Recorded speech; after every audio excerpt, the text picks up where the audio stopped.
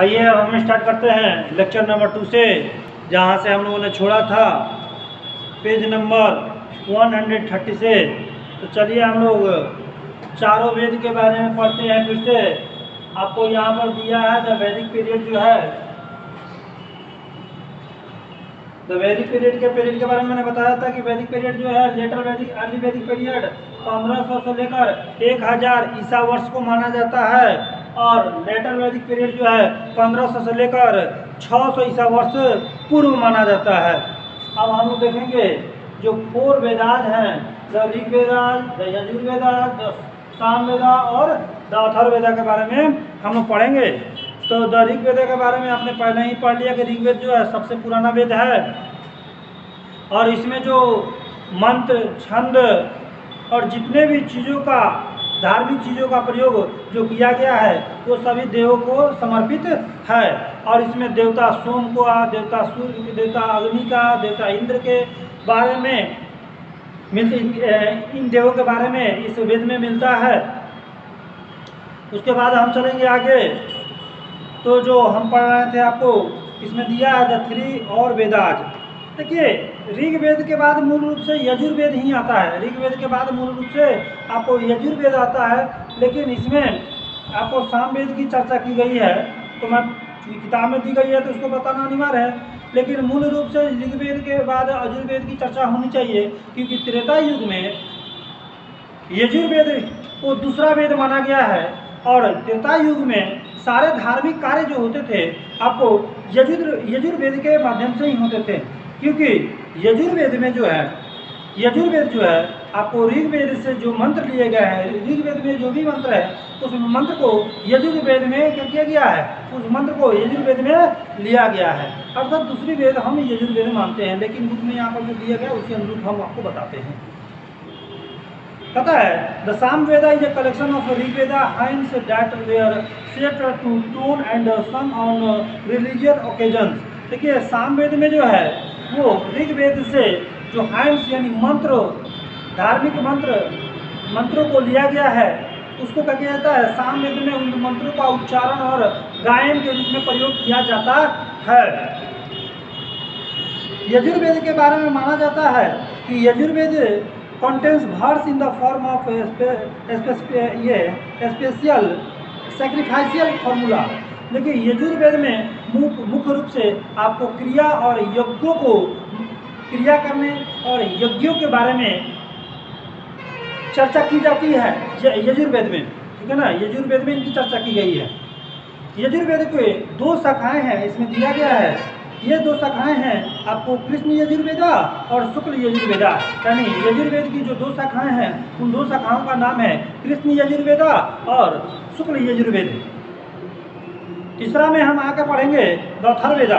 The Atharvaveda is the book of magic and special, it contains cure of disease. देखिए अथर्ववेद में जादू, टोना, वशीभूत करना, यानी जितनी ऐसी चीज़ें हैं जो समाज के लिए हितकारी नहीं है, ठीक है ना। जैसे जादू, टोना, ये सब समाज के लिए कहीं से हितकारी नहीं है। मंत्र, ठीक है ना, ये सारे चीज़ आपको अथर्ववेद में मिलेंगे। बीमारी से संबंधित जितने भी कार्य मिलेंगे वो आपको अथर्ववेद में ही मिलेंगे। It is different from the other 3 Vedas. यह और तीनों वेद से क्या है, काफी अलग है। अब हम पढ़ेंगे सम मोर वैदिक टेस्ट। कुछ वैदिक टेस्ट के बारे में भी हम लोग पढ़ेंगे। The Brahmans are commentaries on the Vedic hymns. जो ब्राह्मण होते थे वही क्या करते थे, वैदिक मंत्रों का उच्चारण मूल रूप से ब्राह्मणों के द्वारा किया जाता था। द आर्यन्स और Arnaics or forest books carry instructions on an ascetic life in the forest। देखिए कहता है द Arnaics और forest books। देखिए ये कहा गया है कि जितनी भी जंगलों से संबंधित, वन से संबंधित इसमें देखिए मूल रूप से समझ लीजिए इस बात को, वन देवी यानी जंगलों की पूजन, जंगलों के बारे में उचित मंत्र उच्चारण, जंगलों से संबंधित कार्यक्रम, धार्मिक कार्य, ये सारे कार्य तो ब्राह्मण ही करते थे, अर्थात शास्त्र के माध्यम से ब्राह्मण इन सारे कार्यों को करते थे। The Upanishad are philosophical text on different ideas and understanding the world and the cycles of birth and death। उपनिषद जो है एक ऐसा वेद है, एक ऐसा शास्त्र है जिसके माध्यम से हमको फिलॉसफी की जानकारी होती है और मृत्यु और जन्म और मृत्यु की भी जानकारी हमको उपनिषद के माध्यम से होती है। The Puranas are a religious text that narrate the history of the world from creation to destructions। पुराण के थ्रू हमको जानकारी मिलती है, रिलीजियस टेक्स्ट पुराण के थ्रू हमको धार्मिक कार्यों की जानकारी मिलती है। Narrate the history of the world, जो हमारा संसार है, उस संसार के इतिहास के बारे में जानकारी हमको पुराणों से मिलती है और इसके शुरू और संसार के शुरू और खत्म हो जाने की सारी प्रक्रिया की जानकारी हमको पुराणों के थ्रू ही मिलती है।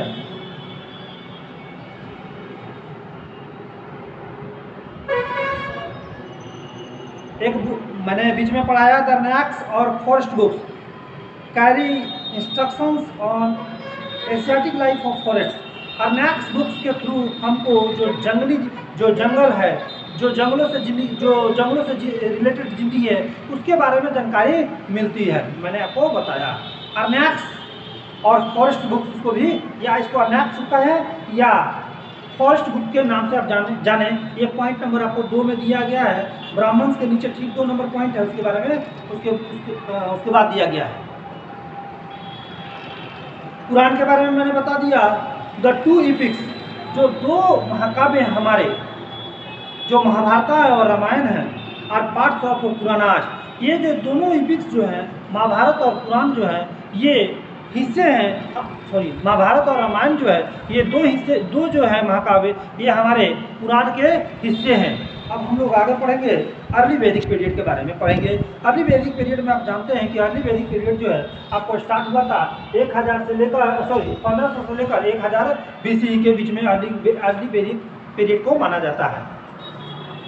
तो देखेंगे हम लोग, in the early Vedic period family was referred to as griha. It probably existed as a large joint unit. The institution of marriage as well as established. Father was the head of the family and the birth of sons was welcome. However, women were respected and they also received education. पता है, गर्गी, मैत्री, Lopamudra and Ghosa were some of the well-known women scholars from the period। देखिए, जो हमारा early Vedic period जो था, इस early Vedic period में एक परिवार को, देखिए अर्ली वैदिक पीरियड में परिवार को क्या किया गया है, डिनोट करके बताया गया है कि अर्ली वैदिक पीरियड में जो फैमिली होता था, उस फैमिली का हेड जो होता था, परिवार के माध्यम से ये बताया गया है। अर्ली वैदिक पीरियड में परिवार के माध्यम से ये बताया गया है कि अर्ली वैदिक पीरियड में लोग सामुदायिक यानी परिवार के रूप में रहते थे और उसमें उस फैमिली का जो हेड होता था, फादर होता था, और उसमें पुत्र जन्म को वेलकम किया जाता था, अर्थात उसके वेलकम का यहाँ पर मतलब होगा स्वागत किया जाता था। पुत्र के जन्म को क्या किया जाता था, बहुत अच्छा माना जाता था, उसका स्वागत किया जाता था। और उस समय जो विद्वान महिलाएं थी, गार्गी थी, मैत्री थी, लोपमुद्रा और Ghosh were some of the well known women scholars from the period. यानी उस समय की ये जो औरतें हैं, ये काफ़ी विद्वान औरतें हुआ करती थीं। अब हम आगे पढ़ेंगे सोशल लाइफ के बारे में, सामाजिक जीवन के बारे में पढ़ेंगे। The Aryans lived in village. Aryan जो थे मुख्य रूप से आपको गांव में रहते थे। इसको हम लोग ग्रामा के नाम से भी जानते थे, गांव या ग्राम। अब हम कहेंगे each village consisted of A number of family. प्रत्येक गांव में जितने भी गांव होते थे, उस गांव में जो परिवारों की संख्या जो होती थी वो बहुत ज़्यादा होती थी, अच्छी होती थी, यानी एक गांव में बहुत संख्या में परिवार हुआ करते थे। अब हम पढ़ेंगे a joint family was the smallest social unit, smallest unit. It was headed by the seniorest male member. Women held a position of respect in society. They could attend assembly and offer prayers.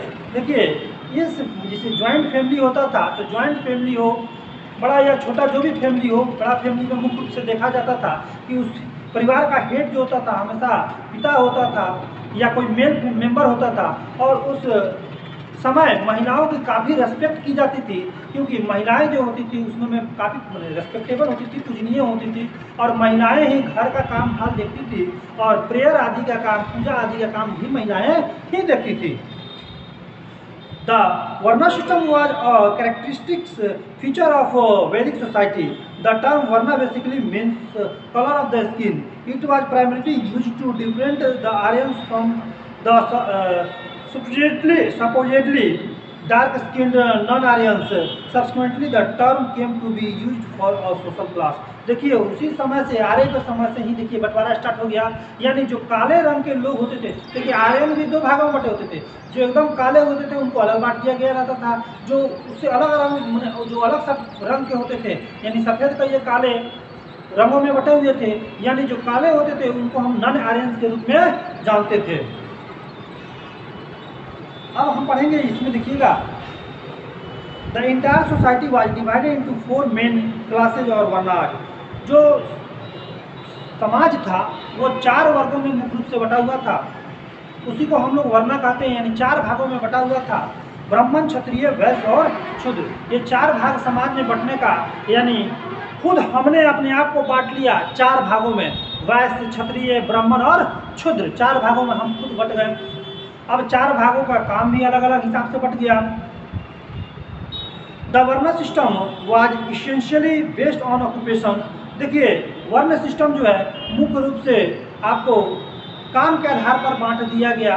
जो मंत्र उच्चारण का काम करते थे, यानी जो पुस्तकों से मंदिरों का ऊपर के काम वो करते थे, वो ब्राह्मण श्रेणी के लोग करते थे। क्षत्रिय का काम था युद्ध को लड़ना, वैश्य का काम था वस्तुओं को एक जगह से दूसरी जगह ले जाकर बेचना, और शूद्र का काम जो था इन तीनों के कामों को करना। शूद्र जो थे इन तीनों के कामों को करते थे। अब हम पढ़ेंगे एडमिनिस्ट्रेशन के बारे में पढ़ेंगे, यानी प्रशासन के बारे में पढ़ेंगे।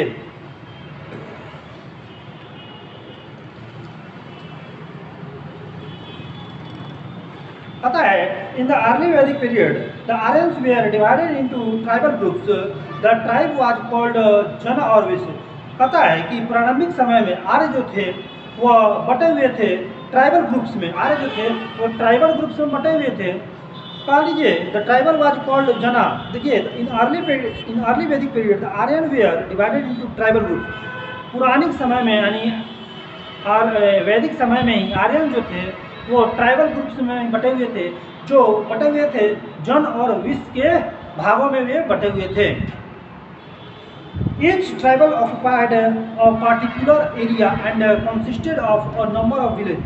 यानी ये जितने भागों में बटे हुए थे, यानी जल और विश्व 2 भागों में जो बटे हुए थे, ये इनका अपना अपना क्षेत्र होता था, अपना अपना एरिया होता था। फिर उनका अपना अपना क्षेत्र और एरिया पे क्या होता था, कंट्रोल हुआ करता था। It was headed by A ruling chief. इनका अपना एक रूलिंग चीफ होता था, यानी एक राजा हुआ करता था। इसमें दिया गया है this tribal chief was called rajan. इस ट्राइबल चीफ को क्या कहते थे, राजन कहते थे, यानी राजा कहते थे। पता है he was selected for his bravery. He was selected for his bravery, यानी राजन का चुनाव जो होता था उसके बहादुरी के आधार पर चुनाव उसका होता था। Rajan had military and religious duties to perform. He led his tribe in war and maintained law and order. On the battlefield, he was assisted by the Senani or the commander-in-chief. In the religious duties, he was helped by the Purohita or the chief priest. देखिए राजन जो होता था, राजा जो होता था, उसका पूरे क्षेत्र पर राज होता था, और युद्ध के क्षेत्र में या आपको धर्म के क्षेत्र में उसको सलाह देने के लिए अलग अलग मंत्री परिषद होते थे। जैसे युद्ध के क्षेत्र में वो जो सैनिक का अधिकारी होता था, कमांडर जो था उससे वो सलाह लेता था, जबकि आपको धर्म के क्षेत्र में, पूजा पाठ के क्षेत्र में वो पुरोहितों से सलाह लिया करता था। द विलेज हेडमैन और the gramini communicated to him the issue concerning the village. पता है, द विलेज हेडमैन, जो गांव के जो हेडमैन होते थे, वो गांव से संबंधित जो भी समाचार होते थे वो उनको पहुंचाते थे या उनको बताते थे, ताकि गांव के बारे में जानकारी हो सके। टू असेंबली द सभा एंड समिति advice the king on important matters. उस समय दो समितियां होती थी, सभा और समितियां जो होती थी वो राजन को एडवाइस करती थी, सलाह दिया करती थी। The sabha was an assembly of selected people.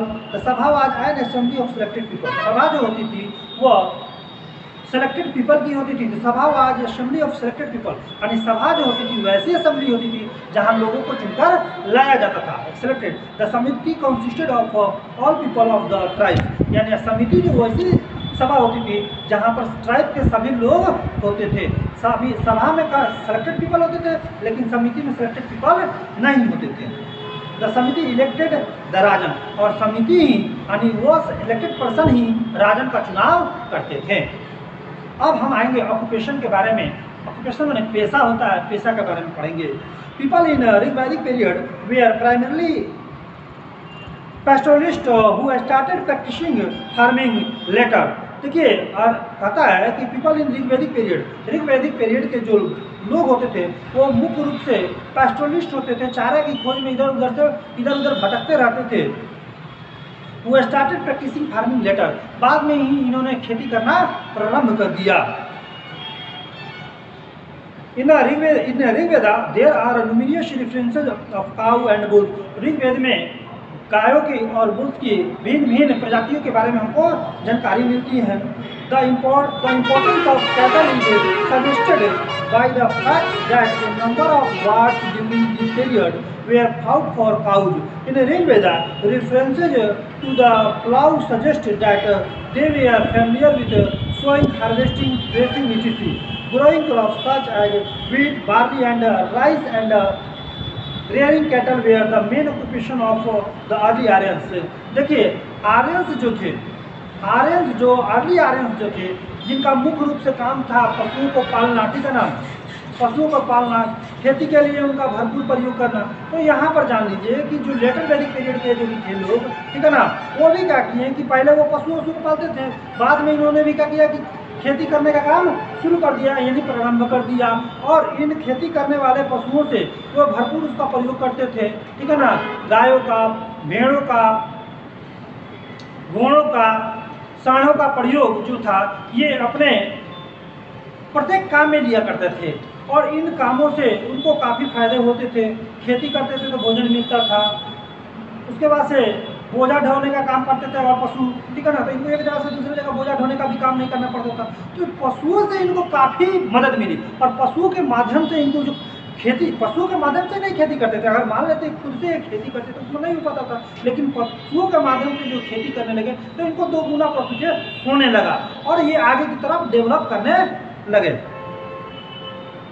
Other common occupations were chariot making. दूसरी जो पेशाएं थी वो कौन कौन थी? रथ बनाने के, चैरियट मेकिंग का मतलब है रथ बनाने का काम, बर्तन बनाने का काम, बुनने का काम, ज्वेलरी बनाने का काम, मेटल कास्टिंग का काम, कारपेंट्री का काम, बढ़ईगिरी जिसको कहते हैं, टैनिंग एंड फिशिंग।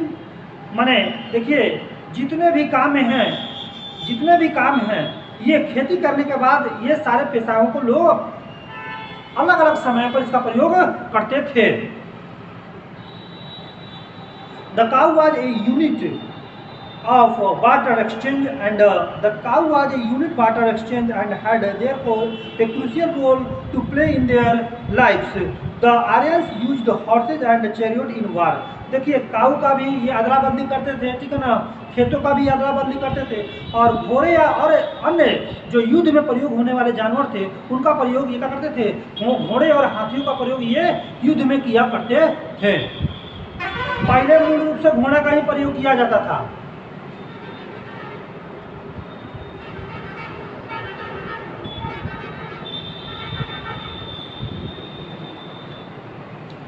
पता है, priesthood was a very prestigious occupation. Besides conducting religious performance, the priest also accepted as village teacher and doctor. देखिए उस समय जो ये पंडित जो होते थे, देखिए पहले ब्राह्मणों को सबसे पहले क्या, आज भी क्या, सब समय पंडितों को यानी ब्राह्मणों को हम लोग ऊंचा स्तर देते थे, क्योंकि माना जाता था कि इनको वेद की जानकारी होती थी, इनको ज्ञान होता था, इनको सबसे ज़्यादा हम लोग ज्ञानी मानते थे। इसलिए ग्राम में यानी गांव में उस समय इनको जो होता था सबसे ऊंचा दर्जा प्राप्त था, और इनको हम लोग पूजन से संबंधित, धार्मिक कर्तव्यों से संबंधित, कार्यों से संबंधित और डॉक्टर रूपी हम ब्राह्मण को ही मानते थे। देखिए यहाँ पर दिया भी गया है बनाकर पूरा, आप इसको देख सकते हैं।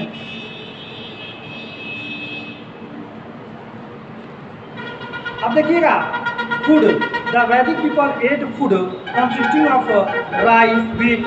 वैदिक सभ्यता में जो लोग भोजन का प्रयोग करते थे, यहाँ पर पीछे भी दिया गया है भोजन कौन कौन चीज़ खेती करते थे, ठीक है ना।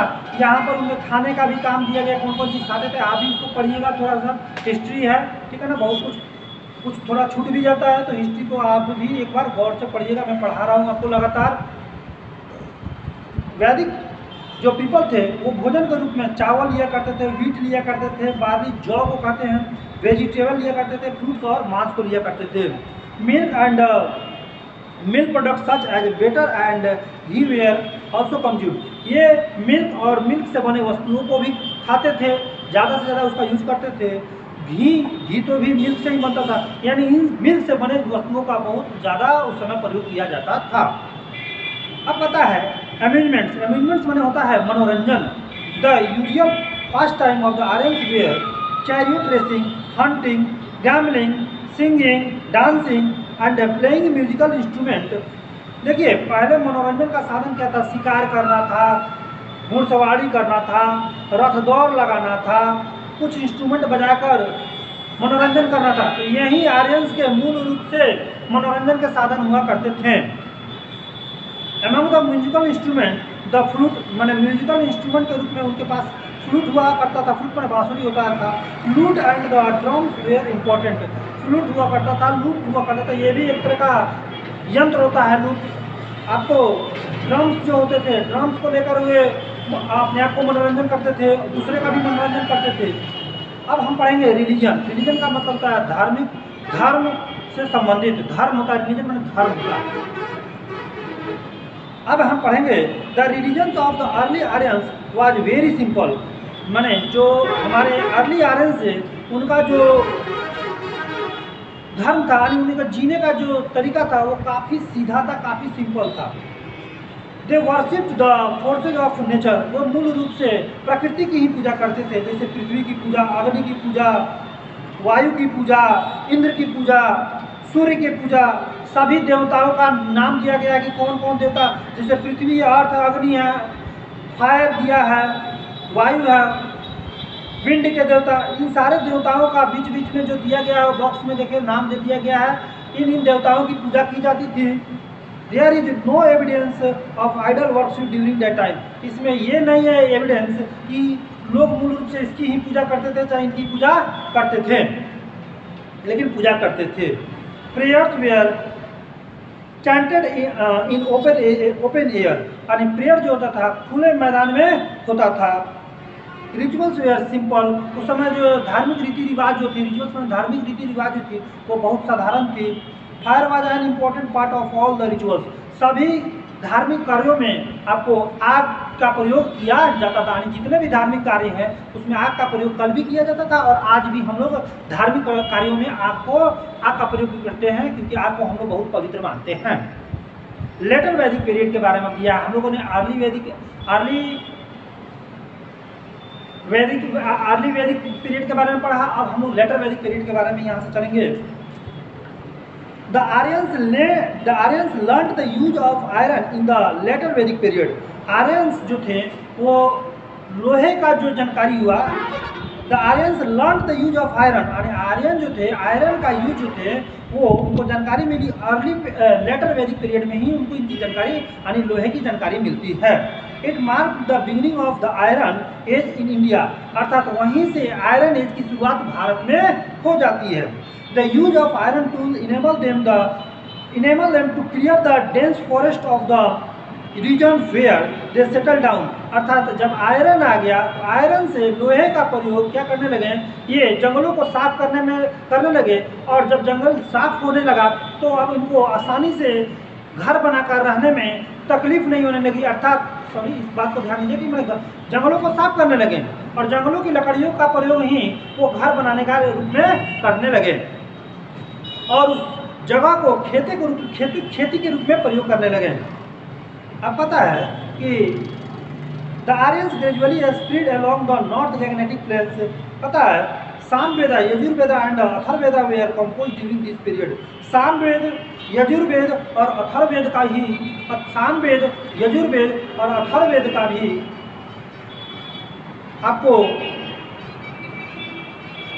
जो कंपोज हुआ वो इसी समय में हुआ, इसी लेटर वैदिक पीरियड में हुआ। Towards the end of this period, the Aryan spread from Ganga Yamuna Delta to Kosal in UP and Videh in North Bihar. Towards the end of this period, जब इस पीरियड का अंत हुआ, तो आर्य जो है एक जगह से दूसरे जगह यानी गंगा जमुना क्षेत्र में जाकर बसे हैं। जैसे कोसल नगरी हो गई जो कि यूपी में बसी है, कोसल जो कि यूपी में है, कोसल जो कि यूपी में है, विदेह इन नॉर्थ बिहार, विदेह जो क्षेत्र है आपको उत्तरी बिहार में एक जगह पड़ता है विदेह। ये आर्य जो है आकर यहीं पर आकर बसने लगे और यहीं पर आकर उसके बाद से अपना जीवन स्टार्ट कर दिए, यानी यहीं पर आकर वे बस गए। जब यह पीरियड खत्म हो गया यानी अर्ली पीरियड खत्म होने के बाद जो लेटर वैदिक पीरियड हुआ तो आर्य जो है भिन्न भिन्न जगहों पर बाद में जाकर बसने लगे और वहीं से अपना जीवन स्टार्ट कर दिए। अब हम पढ़ेंगे एडमिनिस्ट्रेशन के बारे में, यानी लेटर वैदिक पीरियड के एडमिनिस्ट्रेशन के बारे में पढ़ेंगे। इसके पहले हम लोग अर्ली वैदिक पीरियड एडमिनिस्ट्रेशन के बारे में पढ़े हैं, अब लेटर वैदिक पीरियड एडमिनिस्ट्रेशन के बारे में हम पढ़ेंगे। इन the later Vedic period the राजन और tribal chief became very powerful, यानी लेटर पीरियड में भी राजन और जो ट्राइबल चीफ होता था, यानी जो ट्राइबल चीफ का मतलब होता है उसका मुखिया जो होता था, उस समुदाय का जो मुखिया होता था वही हेड होता था और उसी के द्वारा पूरे ट्राइब पर राज की जाती थी, क्योंकि वो बहुत पावरफुल हुआ करता था। Now he had a proper army and large territories under his command, उसके अंदर में बहुत बड़ी सेना हुआ करती थी, पूरे लोग उसके ही अंदर में आते थे। His persistence depend on the extent of the area he controlled. He assumed different titles like सम्राट and महाराजा धीराज। अब देखिए उनके अंदर में जितने क्षेत्र आते थे उनको वही गाइड करते थे और इनको जो नामकरण मिलती थी वो महाराजा धीराज और सम्राट के नाम से पुकारा जाता था। महाराजा धीराज या सम्राट के नाम से उनको टाइटल यानी पुकारा जाता था। To gain more power and expand his kingdom the rajan performed Rajasuya yajna और अश्वमेधा यज्ञ। जब राजा जो था वो बहुत बड़े क्षेत्र को जीत लेता था, और बहुत बड़ा पावरफुल हो जाता था तो वो राजसी यज्ञ या अश्वमेधा यज्ञ करता था। आप जानते हैं क्या है कि भगवान राम भी क्या किए थे, आपको अश्वमेध यज्ञ किए थे। सोशल लाइफ के बारे में हम पढ़ेंगे। During the later Vedic period, a steady decline came in the position of women as they were considered to be inferior to men। देखिए इस पीरियड में क्या हुआ, महिलाओं की जो कंडीशन थी थोड़ी गिर गई। माने पहले जो थी महिलाओं को भी बहुत ज़्यादा रेस्पेक्ट मिलता था, उस समय भी मिलता था, ऐसा नहीं है, लेकिन थोड़ा सा स्तर पहले से गिरा। और चूँकि माना जाता है कि हर एक पीरियड में, उस पीरियड में भी माना जाता था कि पुरुष ही किसी भी परिवार का प्रधान हो सकता है या पुरुष ही किसी परिवार को चला सकता है। Now only women of the upper class could receive education. अब जो था कि जो नीच जात की महिलाएं थी उनको एजुकेशन नहीं मिलेगा, सिर्फ अपर कास्ट के महिलाओं को ही एजुकेशन मिलेगा। The Brahmans and Kshatriya shared the power of rule. Towards the end of the later Vedic period, many Vaisya shifted their occupation from farming to trade and craft. देखिए यहाँ पर कहता है the Brahman and Kshatriya shared the power of to rule. देखिए सिर्फ ब्राह्मण और क्षत्रिय को ही पावर था कि वो शासन कर सकें, शासन व्यवस्था को चला सकें। Toward the end of the later Vedic period, जब लेटर वैदिक पीरियड का अंत हुआ, पता है कि many Vaishya shifted their occupation from farming to trade and craft. तो बहुत सारे ऐसे वैसे वर्ग थे जिन्होंने अपने पेशे को बदलकर क्या किया, खेती करना स्टार्ट कर दिया, आपको व्यापार के क्षेत्र में अपना हाथ डाल दिया, और बहुत सारे वर्ग थे जिसमें अपने हाथ को आजमाने लगे।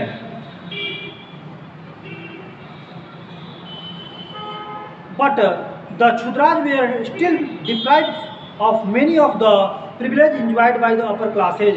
ठीक है ना, लेकिन क्षुद्रों की स्थिति में कोई बदलाव नहीं आती थी, उनकी स्थिति में कोई ज़्यादा बदलाव नहीं आती थी, वे सिर्फ बड़ों की सेवा करना, उनका मनोरंजन करना ही जानते थे। अब हम पढ़ेंगे ऑक्यूपेशन के बारे में, ऑक्यूपेशन के बारे में नहीं, पेशा के बारे में। यहाँ पर during the later Vedic period agriculture was the chief means of livelihood. यानी इस समय जो था, उस समय लेटर वैदिक पीरियड में जो मुख्य रूप से पेशा जो था वो एग्रीकल्चर ही था, यानी खेती करना ही था। The use of iron produced better weapons and heavier agricultural implement such as iron plough. उस समय जो था लोहे का प्रयोग औजार, मैंने खेती जो हम लोग करते थे उस समय, तो उस समय लोहे का औजार का प्रयोग करता था, मैंने हुआ करता था। कहीं युद्ध होता था उस समय भी लोहे का हथियार को ही मैंने औजार के रूप में प्रयोग किया जाता था। weaving, leather, work, pots making, jewelry making and carpentry became more advanced in this period। यानी जितने भी ये काम नीचे आपको मैंने बोला, इस क्षेत्र में, इस कार्यों के क्षेत्र में काफ़ी विकास हुआ इस काल में, यानी लेटर वैदिक पीरियड में। अब हम पढ़ेंगे रिलीजन के बारे में। इन the later Vedic period, in the religion मैंने धर्म के बारे में पढ़ेंगे। इन the later Vedic period Surya, Prithvi, Varun, Indra and other gods lost their importance. इस समय में, यानी इस समय में जो अर्ली पीरियड में काफ़ी महत्वपूर्ण हुआ करते थे, इस समय में उन देवी देवताओं का महत्व जो था लेटर वैदिक पीरियड में साफ खत्म हो चुका था। जैसे आपको सूर्य हो गया, पृथ्वी हो गया, वरुण हो गया, इंद्र, इन लोगों का बहुत अब इम्पोर्टेंस नहीं रहा। दे वे आर रिप्लेस्ड बाई प्रजापति। उस समय जो थे अब नए नए देवताओं को लोग मानने लगे। जैसे प्रजापति ब्रह्मा को कहते थे, द क्रिएटर विष्णु को मानने लगे, ये है प्रिजर्वर, माने विष्णु जो थे, आपको क्रिएटर का मतलब होता है जो संरचना करता है, धरती की जो संरचना नहीं, जो मानवों को बनाता है, जो संरचना यानी पूरे पृथ्वी की जो संरचना करता है उसको मानने लगे। यानी क्रिएटर ब्रह्मा जी हो गए, पालक पिता विष्णु जो हो गए, और लोगों का संहार करने वाले यानी दुष्टों का संहार करने वाले शिव को मानने जाने लगा। यानी इन्हीं तीन देवों को मुख्य रूप से तवज्जो दी जाने लगी लेटर वैदिक पीरियड में।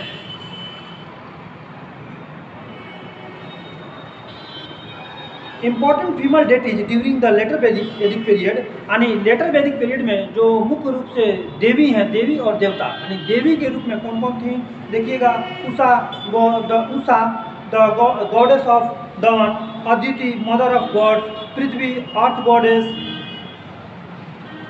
ये Aranyani forest goddess, the Saraswati river deity, numerous ritual and animal sacrifices. देखिए लेटर वैदिक पीरियड में इन देवी देवताओं की बहुत ज़्यादा पूजा होती थी और इन्हीं देवी देवताओं को लोग भगवान के रूप में पूजते भी थे।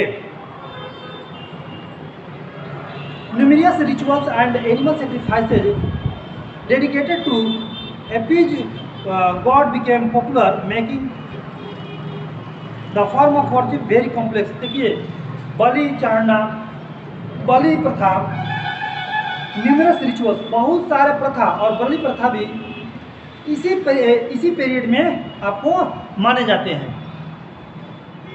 The priests who performed these rituals and sacrifices were offered cows, horses, gold and cloth as gift। देखिए उस समय जो था जिसे दान दिया जाने लगा आपको बलि प्रथा पर। देखिए यहाँ पर बलि प्रथा भी थी, लेकिन उस पर बलि प्रथा पहले से चली आ रही थी। बलि प्रथा पर तो रोक, यहाँ पर एक चीज़ है, रोक लगाई गई, लेकिन बलि प्रथा पर ना कल ही रोक था ना आज ही था। इसीलिए मैंने बोला कि बलि प्रथा थी उस समय, ठीक है ना। तो धीरे धीरे ये क्या करने लगा, लोग दान करने लगा लोग, ब्राह्मणों को क्या करने लगा लोग, दान करने लगा लोग। क्या क्या दान करने लगा लोग, सोने के सिक्के होते थे, गाय होते थे, घोड़े होते थे, खेत होती मैंने भूमि होती थी, ये सारे चीज दान किए जाते थे।